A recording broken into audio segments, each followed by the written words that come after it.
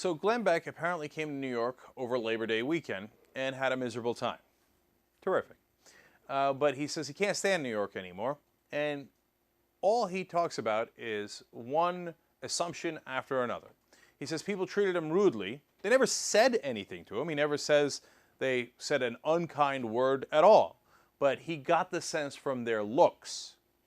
He said he went to a barbecue place that was minority owned. And he was treated very shabbily, he thought. But first he wondered if it was because he was white, but he looked around and saw that there were other white patrons. Can we pause in this part of the story and say, are you kidding me? You thought a minority-owned barbecue place in New York was going to treat whites badly?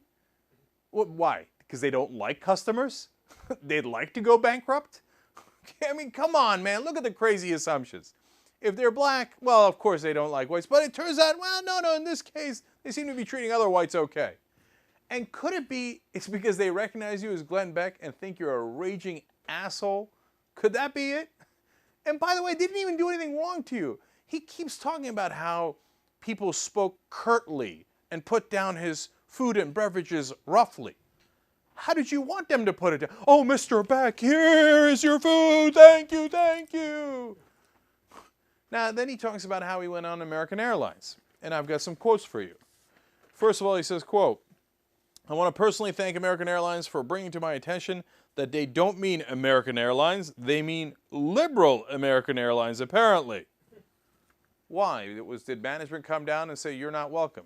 Did the pilot say you're not welcome? Did the flight attendant say you're not welcome? No. He just didn't like the way the flight attendant was looking at him and didn't like the way he spoke to him. Again, did the guy say anything rude, offensive? No. Keep going. Quote, my flight attendant merely barked the word breakfast when he came to me, when others were politely asked if they cared for anything to eat and given the choices. I was just barked at. Okay.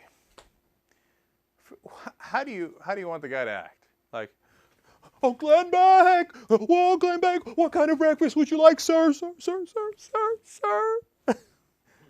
And by the way, look, I do a talk show, and I know some people seem to enjoy it and other people hate it, right? If I got a conservative flight attendant and he just said, breakfast, I'm like, that's funny. I wouldn't sweat it. Like, what's the big deal? Yeah, obviously, some people totally disagree with me and they don't like what I say. But this guy, he's used to being treated like royalty, and he's like, how dare you not treat me the way I am accustomed to? But then the best is last here.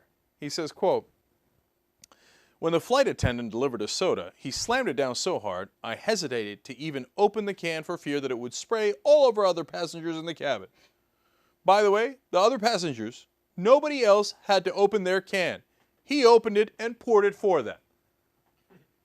Are you kidding me, Glenn? You're complaining that they didn't open your can of soda. That's your complaint. That's what you went on a rant about. I'm so sorry we have offended your royal ass. Okay.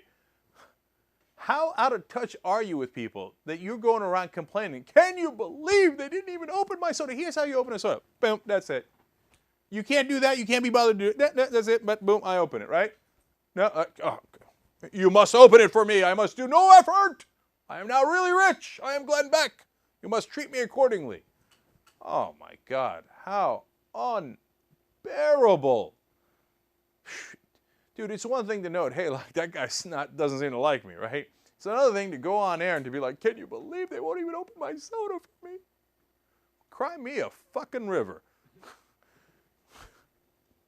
By the way, if they had opened the soda for him, he would have been like, I wonder what they put in it.